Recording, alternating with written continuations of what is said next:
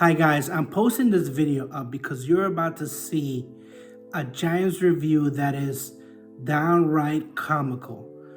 Myself and my co-host Ron, we just completely destroy everything that we know about the Giants. And my friend, who's a friend of the podcast, Chris, who is a Giants fan, he defends them to the near death. And I felt like this was important to pose because the Giants are 6-1 and they're kind of like the surprise of the season. So I hope you enjoy this. I hope that you laugh like we're doing right now, or like Chris is doing right now, because he who laughs last is who laughs the best. So let's do it. Shut your mouth, broadcasting. First round draft pick. Believe we got stats, kid. Quarterback sacking, 100-yard dashing. So tap in for the action. What teams got traction? What teams are losing? Franchises ruined. Fans in the stand booing. Playing. Welcome to the Sim Podcast Show. I'm your co-host, Sarek, and I'm always joined by my co-host, Ron. What up, Ron? What's going on? Today, we got a special New York Giants team review. And for that special New York Giants team review, we have a special guest by the name of Chris. So everybody, welcome, Chris. Thanks, guys, for having me. Appreciate you. Chris, I'm going to start off with talking about last year's team. Okay. They went 4-12. You predicted that the team would go 10-7, excuse me. So what went wrong with the Giants? Well, man, where do I start, right? So we could talk about injuries, right? But I think it really starts with Joe Mara finally deciding that, Joe Judge was the right guy. I think Joe Judge definitely wasn't the right guy. I think he's the epitome of lying on the resume and getting the job, right? But then when it comes time to do the job, you realize you can't do the job, right? You can't get a perennial special teams coach to head coach. Now, Joe Mara was your GM? No, he's the owner. He's the owner. Yeah. Okay. So even though, you have the GM that kind of makes the decision, right? It still has to get signed off by the guy that signs the front of the check, right? Like regardless of what everyone says, the GMs, we make the decisions. The guy who signs the front of the check ultimately makes the decision, right? So everyone gets slack to like Jerry Jones for it, but I mean, that I guarantee that happens in every organization. So starting at that decision, right? That was a rough decision for us, and I think kind of just like spiraled out of control, injury after injury. Saquon going down, Galladay going down, Shepard going down, right? The offensive line having his troubles throughout the year. And then we couldn't get any pass rushing, man. Like what you'll notice in the NFL is like any football at anywhere at any level, the front and the back have to work together. So if you're not getting any rush from the front, you can only cover so much, right? And then the DBs that were really good the year before looked like a high school JV team the following year, right? So I'm hoping that it looks better for us this year, but I mean, it felt like it was just Murphy's Law for us last year, man. Like everything was falling apart. So you don't think it was Joe Judge's fault?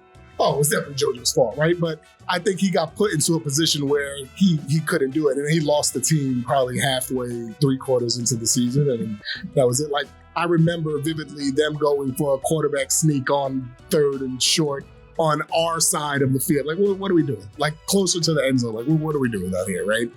So, yes, so Joe Judge is horrible. I'm glad that he's not there anymore. He just wasn't the right fit for us. But again, I think it was just like a whirlwind of stuff that kind of fell apart for the Giants.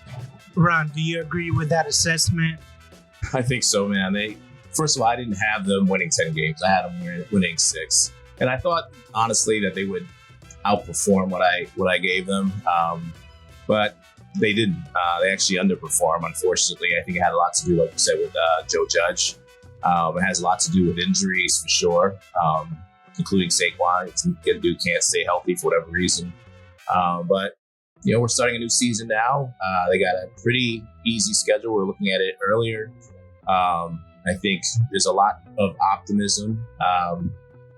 And we'll see how things go. Yeah.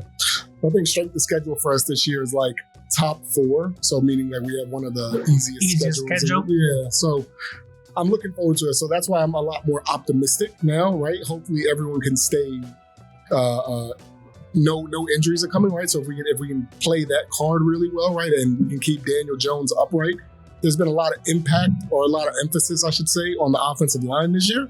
So if we can keep him upright and see what he can do and release him, like they're saying in training camp right now, we'll see what comes from it, right? And if Saquon can stay healthy, Galladay can stay on the field. We spent all this money on Galladay. He didn't score a touchdown. Like, he didn't do nothing for us, right? But again, right, injury-plagued season, right? He didn't play a good portion of the season. So, I mean, we'll see. We'll see what happens, right? A lot of it is going to be predicated on how well we stay on the field and how well we get off the field, right, on defense. So those are two things that hurt us a lot last season.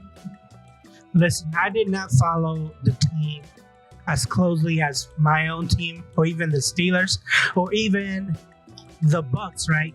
But that team, by week 14, they looked like they gave up. They were just like already on vacation. They were done. Yeah. They were done. So 4-12, hopefully things are changing this year. All right, so that leads us into 2022, 2023. So I didn't hear you say Daniel Jones, neither did you, Ron. But that is the first position that you want to grade right now. So since Chris is our guest in this show, Chris, the current roster of QBs, how do you grade them? So I have them at a C-, right? And probably the lowest C- that we could possibly get. Like, they're an inch above a D+, probably. So I think that's probably the fairest assessment that I could make, right? Like, Daniel Jones shows like flashes of brilliance, right? Like, he has wheels, man, and it's the first time in a long time that the Giants had any quarterback that was mobile. But if we can't utilize mobility, then there's no benefit of having a mobile quarterback, right? And if he's not accurate, or if he doesn't have enough time to stand in the pocket to throw the ball, then there's nothing to do, right? He has no like arsenal to throw to like last year. Everybody was injured. So I'm hoping that this year is his breakout year, and he has no choice, right? We didn't pick up his 5th-year option, so it's make or break for him, right? If he doesn't do it, hey, you're gone. We're looking in the draft next year for a QB, or we're trying to find somebody in the free agency or trade. I don't think you can give him a fair assessment off of last year, right? Because if I give you a team of weapons to utilize and they're gone by week 4, week 5, right? I don't think it's fair to grade you to say, hey, if you had your full team at full health, it's different, right? So if we deplete you from said team, I can't say, oh, I'm going to hold you accountable to where I think you should have been. You know what I'm saying? So now this year, everybody's healthy, right? We got Saquon back. We got Wendell Robinson coming out of the draft. We got Kadarius Toney, who's showing that he could probably be a playmaker in the league. Sterling Shepard took a pay cut to stay with the Giants, right? I still think he's a solid veteran receiver that could be in the slot. Galladay, if he can stay healthy, he can be someone that could be trouble for, defenses, especially with the strength of schedule that we do have, right? Because there's not a lot of big secondaries that we're going to be playing this year. Very easy. Yeah, Very big easy stuff that's coming our way. So this is the year, right? And like I said, Joe Schoen came in and Brian Daboll came in and said, look, this is it. We're not picking up your 5th-year option. Either you're going to show up or it's time to head out. Ron, what is your grade for the quarterbacks? I'm in the same ballpark, man. Just like I was last year, I give them a C too, and I'm actually more comfortable now with the backup for the Giants. Yeah, they got Tyrod Taylor. I have a feeling at some point you might see him, which, unfortunately is not good news for Daniel Jones. I agree. There's times there's so many great things. He shows these flashes and you're like, this guy can be really good. He can be an all-pro. And there's times where you're just like, what are you doing? I'll give him some credit. He took care of the football a little bit better last year than he did, prior years. So I'll give him a little bit of credit. It hasn't been easy for him not having the full complement of everybody to play on offense with him. The coaching staff has just been a carousel. So things haven't been easy for sure. But it's the NFL. Life is not going to be easy. You got to make the most of it. And this is a show me year, like you said, and if he doesn't, I think they're gonna have a quick trick. Yeah, I mean, like we were talking about it earlier, right? So we were talking about the analytics for the Giants. They had 3% in motion last year, right? So they're just sitting ducks. Defense is gonna come out there and say, okay, this is what they're doing. and just plug and play and read everything that's coming their way, right? They can pick off Daniel Jones. He's not a super tenured quarterback, right? That can, off look safeties, this, that, and third. And especially with like a subpar receiving core, it makes it even harder than that, right? But if everyone's coming back this season, you have nothing to say. They spent a lot of time revamping the offensive line, right? We'll see how the offensive line does if they can hold him up. And if he still can't perform, hey, man. How much leeway do you think they give him? Like, what? Oh, man. I say week 8, week 9, right? If he's not making any headway, Tyrod Taylor's going to be sitting there chomping at the bits, right? Because outside of like San Diego out there like puncturing his lung, right? Tyrod Taylor was he played ball out. He was balling out last year, so. And he's mobile. He could throw the ball, right? And there's been a lot of continuity, at least at a training camp, between him, Kadarius Toney, Wendell Robinson. So, I mean, we can get out there, start running different type of RPOs with Tyrod Taylor, right? I mean, the Giants of old are no longer, right? Where it's just smash mouth football, run left, run right, run up the middle, because that's what we were kind of assimilating ourselves to previously, right? We're just going to play this regular style football, but the game was evolving, right? The game was changing. It was mirroring the Kansas City Chiefs, like with the Pat Mahomes, and everything was just moving everywhere, right? But the Giants weren't doing that. So we were falling by the wayside. Like, you're not going to have these magical Eli Manning days where David Tyree's catching it off the helmet and, pulling that rabbit out of the hat, if you will. So we're going to have to figure out something, figure it out quick, right? Because the New York media and the New York fans are unforgiving. They're very unforgiving. And now that you say that, this is my grade for the quarterbacks. It's an F. Why? F, because it feels like the Giants didn't learn their lesson. I know Daniel Jones is on his 5th year. I know he didn't get an extension, but it's almost like the front office is saying, you know what? We got this QB. He's on the cheap. He's on his rookie contract. Yeah. We're going to give him another chance. I know a lot of people got injured, but I mean, looking at his stats from last year, 22 sacks. So like Ron, you mentioned earlier, he did hold on to the ball. So he only had 7 interceptions. So I don't know if that's an improvement though. It does show that he has a bad offensive line. Oh yeah, big time. I don't know if Brian Dable is going to change that. I know he brought his people from Buffalo. Tyrod Taylor is a Buffalo backup that he brought over. So I just feel like, fine, if you're gonna give him another chance, this will be his 3rd chance. So basically, you're throwing this season away? No, I wouldn't say we're throwing it away, right? So I think we vetted out all the options. We probably looked in the draft and said, hey, there's not a quarterback that we're probably willing to take right now. Let's see if there's other skill positions that we can get. Let's see if we can, and we did, right? And not even a skill position. Like we said, hey, we need to get an offensive tackle. We got Evan Neal. We need to get an edge rusher. We got Kayvon Thibodeau. I think we weighed it out and say, hey, we need to get these pieces more than the quarterback right now. We have a quarterback in place, granted, it's not the best quarterback, right? But we bring in Dayball, who kind of groomed Josh Allen. We bring in Mike Kafka from the Chiefs, who helped groom Pat Mahomes, right? So we're putting all these pieces around them. And if you can't shine that way, my man, hey, then it's time to go. Like, if it's not made for you, then it's time to go. Would it shock you if they trade for Garoppolo? I do not want Jimmy Garoppolo. Do you see him as an improvement, though? No, I don't. I see him like a watered down Alex Smith, like just another game manager, right? And I feel, and we'll talk about this more too about Daniel Jones. I think Daniel Jones this season, my expectation of him is not to win games. My expectation of you is to not lose games, right? Like, I feel like we could be in position to win games by ourselves, and you just can't go in there and, fumble the ball or throw a last minute pick. I just need you to go in there and game manage, man. Like, well, I'm not asking you to throw 400 yards a game, 30 touchdowns in the season. No, man, just be average, right? And I think we can take care of the rest with the schedule we have. Now, if our schedule is different, then we may have to ask more of you, but I don't think we have to do that this season. Garoppolo can do that, by the way. He can be average, but your score is just harsh. F is harsh. That I can see Seattle not having a quarterback. Yeah, I can see Atlanta getting an F, but Listen, I think I've seen enough of even when, as a matter of fact, just right before we started recording, I saw Daniel Jones in the interview or press conference, and they asked him like, "Hey, how are you learning the new scheme in this offense?" And he did not sound confident at all. He just said, I'm just taking it day by day. Every day I'm learning new things. And I was like, if that's going to be your QB1, you're in trouble.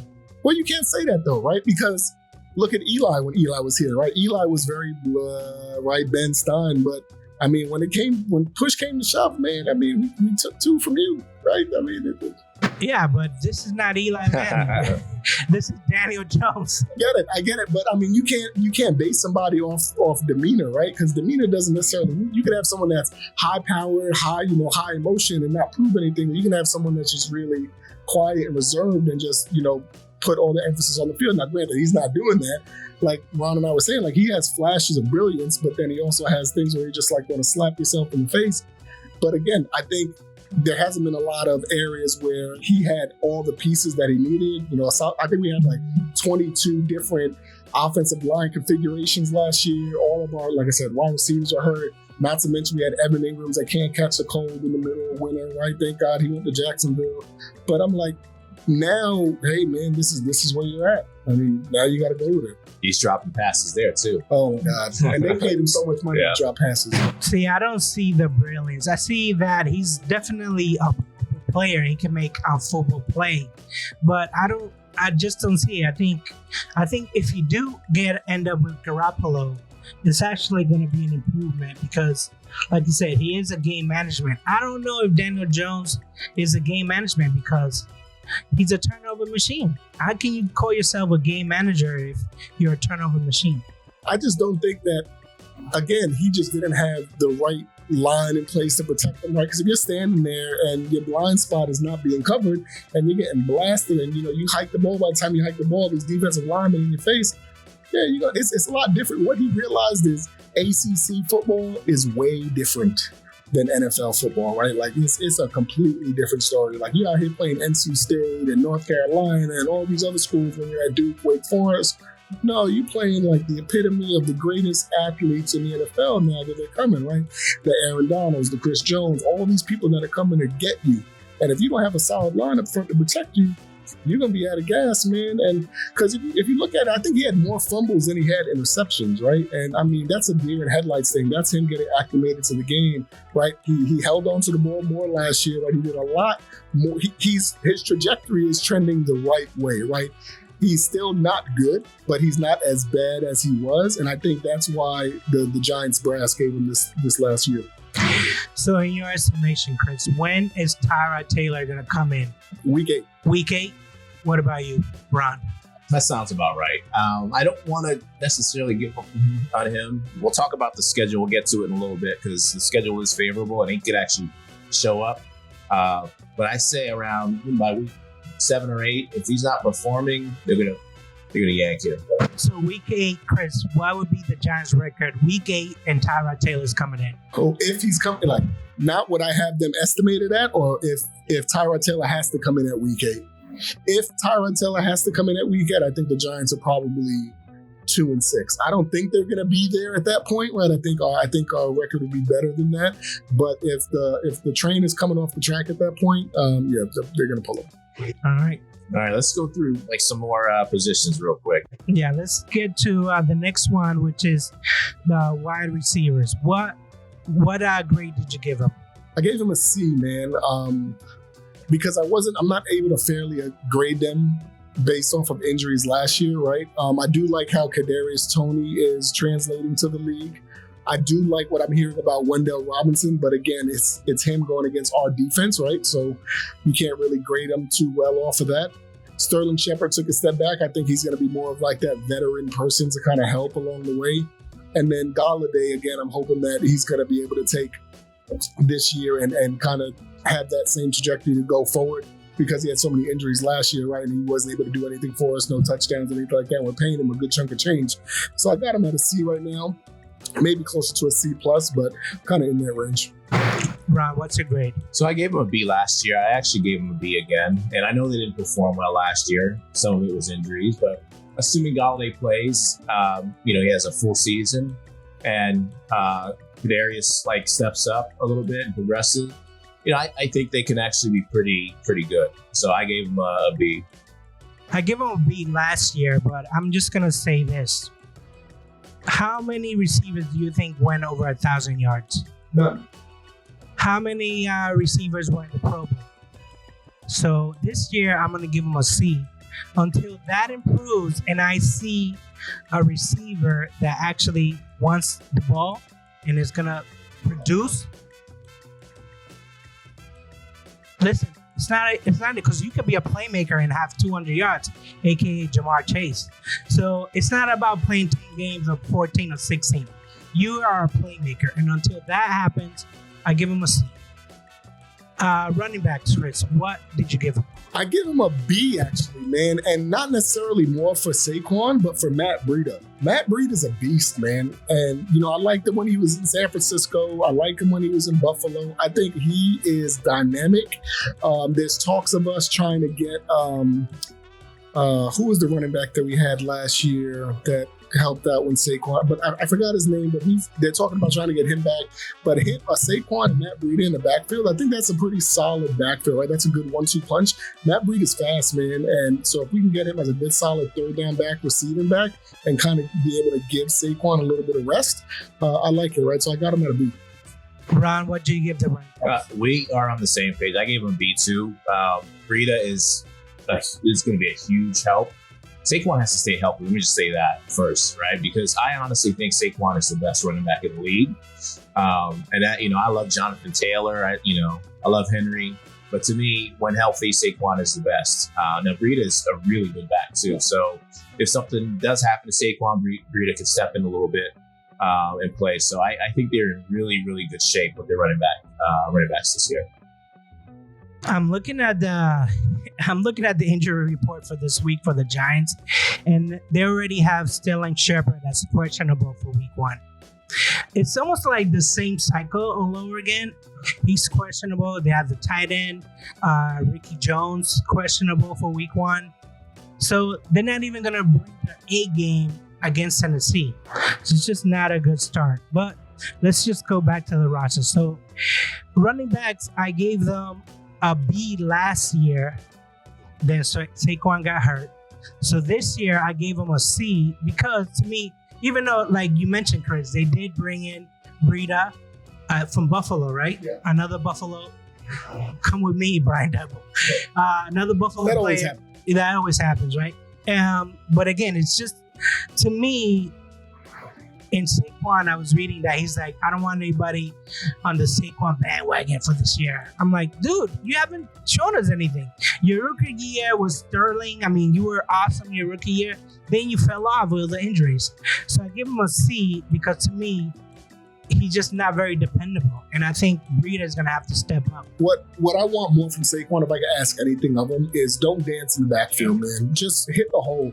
Someone asked me this the other day, Ezekiel Elliott or Saquon, and I actually like Zeke more because Zeke will run north-south, right? Like when it's 3rd and 2, like Zeke is stretching out for those 2 yards. Saquon is trying to hit a home run every time. Like you don't have to do that, man. Just get your yards, move the chains. Barry did that though. Right? Yeah, Barry Sanders. You're not Barry Sanders. I won't say he's Barry, but that doesn't bother me. I give him some time. I don't think he was fully healthy. The line was terrible last year, so he was getting hit a lot in the backfield, a lot like the Steelers with Harris. Give him some time. I think he's going to blow up. He is going to blow up. If he stays healthy, like I said, I think he's the best back in the league. That's a big if, though, Ron. That is a major if. Moving on to the offensive line. Chris, what did you give him? I gave him a C+. And I feel like it may go up with Joshua and Evan Neal coming out of Alabama and Joshua coming out of North Carolina. I feel like those 2 rookies are going to be pretty good. So it may be able to move them into the B space. But, I mean, I don't know if you guys saw Evan Neal, but that is a mammoth. That's a big guy. Mammoth of a man, right? So I'm looking forward to seeing him and who is it, Jordan Shields of Philly, right? Seeing them standing close to each other.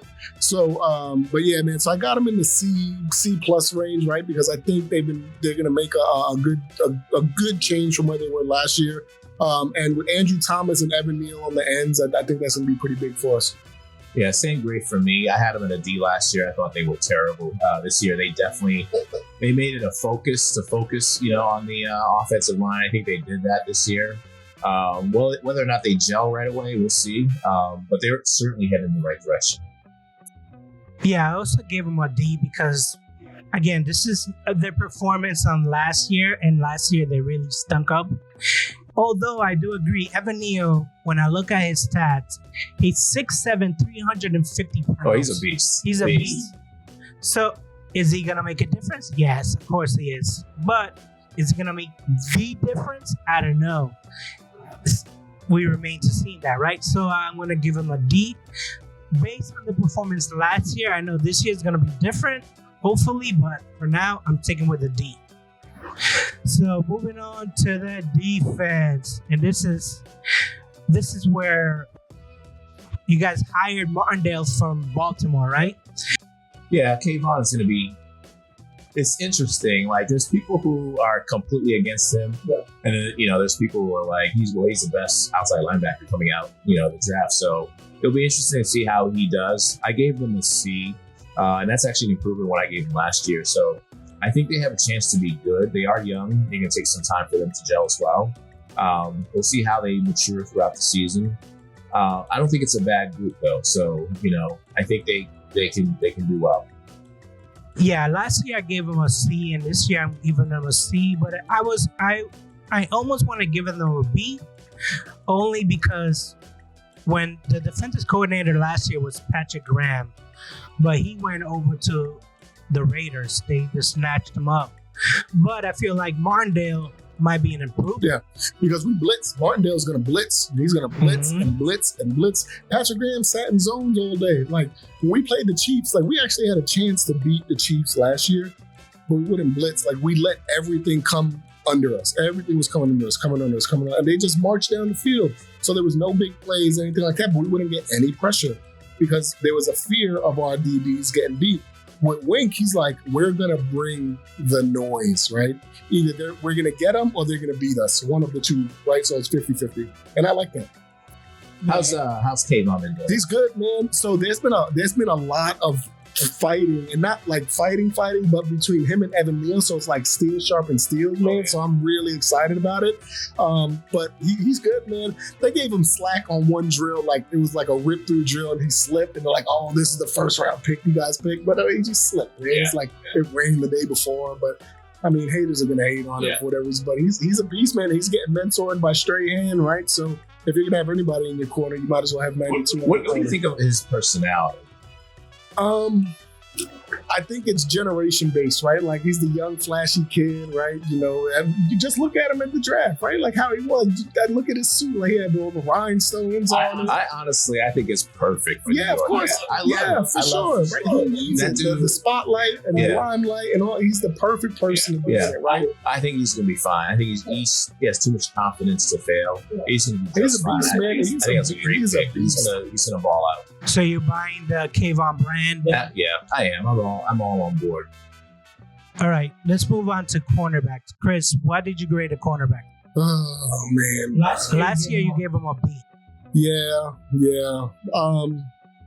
I like him, right? And it hurts me to say this, but I got him as a C- because of everything that kind of transpired last year.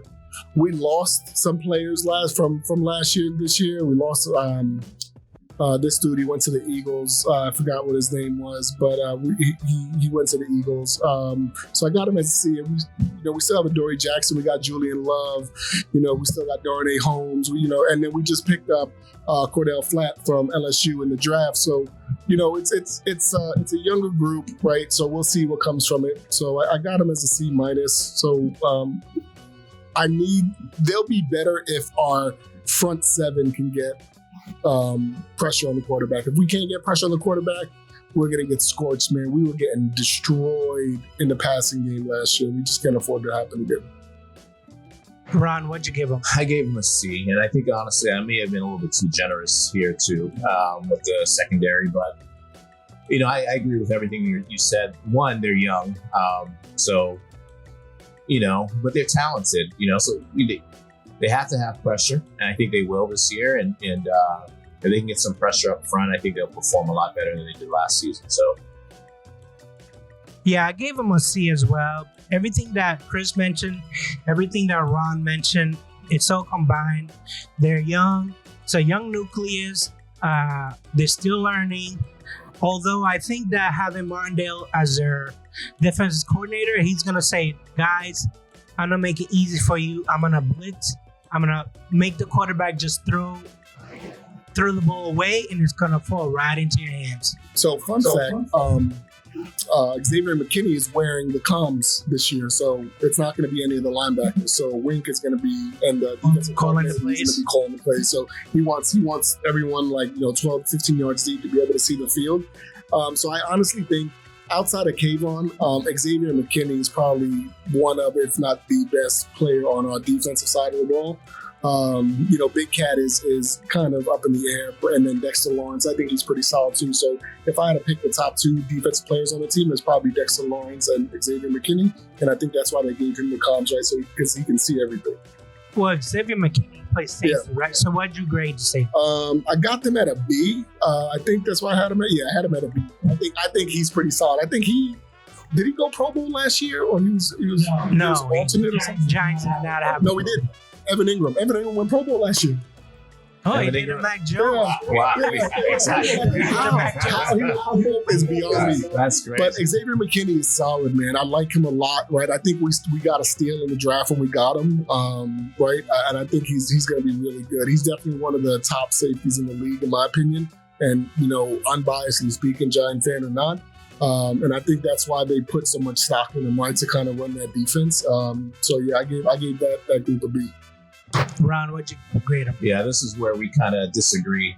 I gave him a D. I'm not a fan of their, I'm not, I was a fan of Martinez last year. We talked a little bit about that last year. But yeah, he's good. He's a good player, but, safety's not just about one player. I think, the strong safety has to play well too. I'm looking at the other DBs too.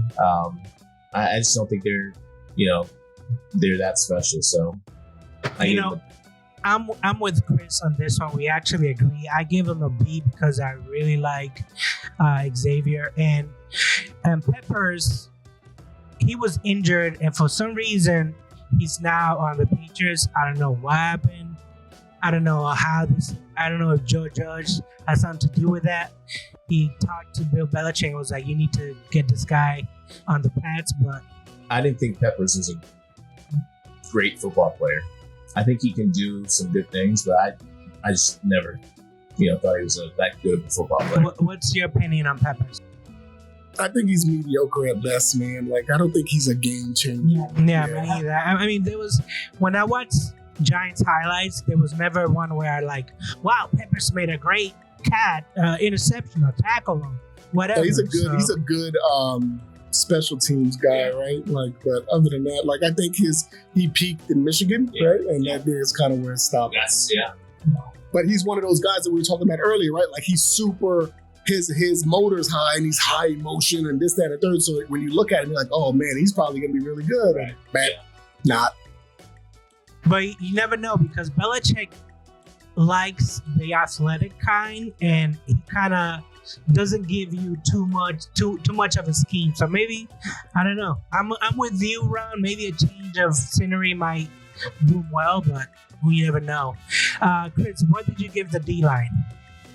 Our team right here, right? I give him a B+. I think we have a really solid defensive line with Big Cat and Dexter Lawrence, right, anchoring it in. If we can get some pressure from those two, and I think we will, with Kayvon and Azeez Ojulari coming off the ends, it's going to free up Dexter Lawrence and then Leonard Williams. I think this is probably the best part of our team this year. So you like the defense and the D-line? I like the D-line overall, right? The defense, I like the defense more than the offense, right? I think the offense has a lot to prove because the ball is in Daniel Jones's hands, right? Whereas the defense is more reactionary, and the defensive line is going to play a big part in winning the games for us, right? Because if they can get pressure up front, that's going to make it a lot easier for our DBs and our safeties and things like that. And I know Wink is sending everybody, right? So if we can get Leonard Williams some pressure, we can get Dexter Lawrence some pressure. We already know Azeez Ojulari can get pressure on his own, and now you can't double because you're going to have Kayvon coming off the other side. It kind of evens out the playing field a little bit, right? So now it's going to I don't want people to take this out of context when I say it, but it makes it feel like that old NASCAR defense that the Giants had with Umanura, JPP, Justin Tuck, right? So where you can't double somebody, right? Like you have to go man on man with these people. So we'll see what comes from it. Ron, what'd you give them? So high expectations for me last year with this group, and they didn't perform at all. I gave them a B last year. This year, I'm giving them a C. I gotta see it to believe it. Ron doesn't like the Giants defense at all. You know what? It's not that they don't have talent. Like Leonard Williams is a beast. Yeah. But I gotta see something, in the NFL. Let me see it first before I, give you some praise. I was on that hype train last year, and they let me down. That D-line, trust me, they let me down too, right? But now we get pressure closing in from the sides, right? It fans out the offensive line, and now it's guard on those two guys, right? I'm taking Leonard Williams and Dexter Lawrence versus the majority of the guards in the NFL, right? Like I think they could win one-on-one, even with some double teams chipping from the center. I think they'll be solid, right? Because they still got some pressure, right, in the season, but now they're going to have pressure closing in from both ends, right? And if we're blitzing from the nickel spot, if we're blitzing from the middle linebacker spot, it's just going to free them up, right? And I think they're good enough to get some pressure in. But great linemen have to be able to do that, even if they're not great. They're not Aaron Donald. They're not Warren Sapp. They're not great, right? They're B-level linemen, right? Like they're not game-changing linemen. I think they're above average linemen, right? That they can make changes in the game, but they're not game-changing linemen, right? So I think there's a difference in that. Yeah. I was going to give them a D because they did let me down last year. But Chris convinced me. I changed my grade to a C. So it's almost I'm giving them another chance because they do it in makeup and they have Martindale. So I'm giving them another chance. So you doing what the Giants doing with Daniel Jones. You give one more chance. Yeah. Well, that's one person. Compared to, 5 people. That's a big difference. All right. So let's just... What did you give the kickers, Chris? I like Gano, man. I think Gano's solid. I think he's a B for me, right? I think he hit some astronomical number consecutively, and then the announcer messed up and he hit 30 straight, and then dinked it left or something. Like they always do that, right? But I think Gano is probably one of the most consistent kickers in the league. So I like Gano. I give him a B. Ron? And maybe my harsh grader or whatever. I think he's okay. He's a good kicker. It's hard to judge kickers, to be honest with you. He was really solid. He's reliable. What was his? I don't really have his numbers in front of me. 88% last year. That's all right. 55 long. Yeah. He was perfect from extra point. He scored 104 points. Yeah. He's a good kicker. Solid. Yeah, I give him a C as well. He's a good kicker, but he didn't make the Pro Bowl, so he's not going to get a B or A from me. Until you make the Pro Bowl and you're like, that's where I'm at. That's where I'm at. Yeah. So your job is to kick the ball. That's it. And he did a pretty good job, but he's not getting a B. It's just the Giants didn't put him in position, right? Like, if you can't get past the 50 to get him in range to kick it, but when he was in range, hey, man. He was automatic. Yeah. Chris, what do you give the returners? So there's been a change in who's returning, so it's up in the air, so I can't really grade it fairly. So I kind of have to leave it unknown. There was talks about putting Wendell back there, but I don't know if they're going to risk him. And then there was talks about putting Kadarius back there. I don't know if they're going to risk him. So right now they have Richie James. I don't even know who that is. And then Adoree Jackson, who's a DB, right? So if I have to grade those people, I'm giving it an F, right? But Ron. Yeah, I gave them a D. And I don't, to this point, it's still early. We don't know who's going to be returning kicks. I'm assuming it's going to be Adoree. Maybe I could be wrong, though. But, Wendell's, he might be good. He might be good if you put him out there in space. I'd be afraid for him to take a hard hit. I'm not trying to risk it. But, I think we'll see. It's too early to tell, but I gave him a D to start with. Yeah, I gave him a C because this is just sorely based on last year's performance. I don't like you say. I don't know who's going to be returning the kick, so hard for me to I don't want to too harsh, and I don't want to too forgiving. So I'm gonna stick a C in there. So we're coming to my favorite part, and this is the predictions. Chris, your guess. We're gonna start with you. Sunday, September 11th. All right. At Tennessee, what do you give? A loss. Why? 2 words, Derrick Henry, right? I mean, they lost AJ Brown. They don't have Julio Jones, right? Like, they don't have all of these things, right? But they do have Derrick Henry, right? And he's hard to stop, man. He's hard to stop. I feel like they're just going to pull it out, right? It's the first game of the season. We have to get continuity in the team. It's going to be different. Learning, Wink's defense, right? Trying to figure it all out.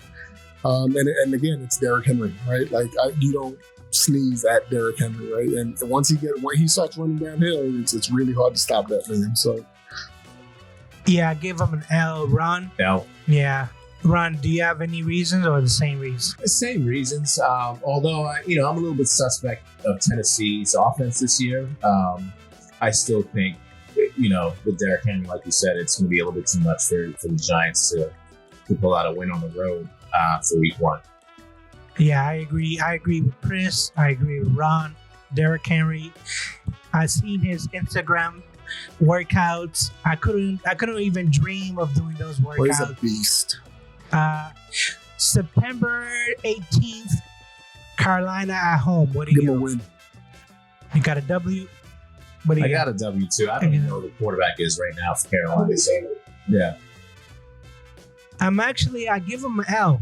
You know why? Because I actually like Baker Mayfield, believe it or not, and I think that he's a better quarterback than Daniel Jones. That's my only reason. He might not even be starting. He's gonna start. There's no way that you're gonna get beaten by Sam Darnold. There's no way. Even Sam Darnold knows the plays. He's horrible. He was the one that said, "I see ghosts sometimes when I play Bill Belichick defense." The internet never forgot about that. So yeah, I'm actually going against you guys. Monday Night Football, Dallas at home. What do you give them? This pains me, but I got an L for them. Any reason why? The NFC East is always up in the air, man. Regardless of record, right? I feel like it's probably, even though it's been like the comedic stance or like just a comedy-driven division for the NFL as of late, I feel like it's always competitive within the teams in the division. I do have a splitting though, right? But I think we're going to lose this first one. Okay. I got an L too. You got an L too? Monday night, Dallas is going to come, ready to play. So, yeah, they play really good on during the regular season, but come the playoffs, Dallas melts. All right, the 4th game, October 2nd. Chicago comes to New York. What do you give them, Chris? I got a win, right? I don't think Justin Fields is that guy. I got a W2, Ron. I got a win as well, and it's not so much about Justin Fields. I actually think he's going to be pretty good. I just don't think that team's that very good. You're not a Nagy fan, are you? Well, is he there anymore? I don't think he's there anymore. But no, it's not there. He was horrible. Whoever's there is gonna make the Chicago Bulls bad. 5th game, Sunday, October 9th, at Green Bay. What do you give them, Chris? Loss. And we don't even need to go into it. We just know Green Bay is a better team. That's probably one game that is a mismatch, right? Just at the quarterback, right, level, right? We don't even know who their wide receivers are, but it doesn't matter. It doesn't matter. The 6th game, Sunday, October 16th, Baltimore at New York. I got them winning, man. I think they're going to win it for Wink, right? It's Wink's old team, right? They can come back. Hey, he's going to come in and be like, "You're going to win this game." I got them beaten, right? They don't got any wide receivers. Their running backs are nowhere to be found, right? If we focus in on the tight end, right, that's it. there's still so much talks about what's going on with Lamar Jackson and his contract, right? So who knows what's going to go on at that point? I mean, I'm sure he's going to be signed and all that stuff by then. But I feel like we got it. Like, if anyone knows Lamar Jackson, it's Wink. It sounds like a homer pick. What do you give him, Ron? Loss for me, man. Lamar's just too much. If they get their running backs back, if Dobbins playing, you can pretty much forget about it. I got an L too. It's just, we're talking about Baltimore. We're talking about Lamar Jackson. I've seen videos where he actually bulked up. I don't know, is that how that is possible? How that is going to affect him? He already the hardest throwing the ball when it passes. I just don't think that Daniel Jones against Lamar Jackson is not fair. It's not fair. Sunday, October 23rd at Jacksonville. I'll be at that game. It's a week before my wedding. Nice. And we're going to win that game. You got a dub. Ron? Loss. Oh, what? Against the Jags. Ron, against the Jags. I got a W on that. Listen, forget about what you saw in the preseason yesterday or a couple days ago, What? whatever. Did you see how bad they were? Listen, none of their starters played except for Walker. Javon Walker, that defense is going to be solid. Their offense, we got to see what's going to happen. But with their running back, I think they're actually an actual real coach. I think they're going to surprise. Sunshine Bass is not that guy. They are going to surprise them. They're going to win like 7 or 8 games this year. That's not one. Did you say 7 or 8 games? I'm telling you, they're going to win 7 or 8 games. They got talent.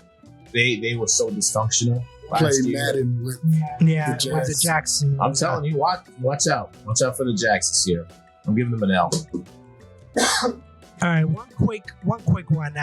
October 30th at Seattle. What do you give them? It's my wedding day, and we're gonna win, right? I don't even know what Seattle thinks that they have going out there, but I got them with the dub.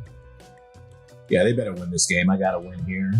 It is on the road, but right now we don't know, like I said, who the quarterback is. That team, I think, is trying to lose for the quarterback next year. They should be able to win this game. Yeah, we're all in agreement that they should be able to win this game. I mean, luck, it's no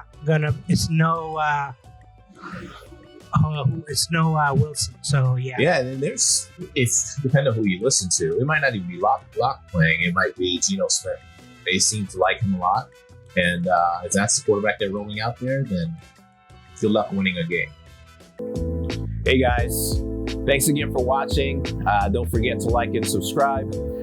Any questions or comments, feel free to hit us up on shutyourmouthpodcast@gmail.com. That's shutympodcast@gmail.com. You can also hit us on Twitter or on Instagram @sympodcast. Thanks again.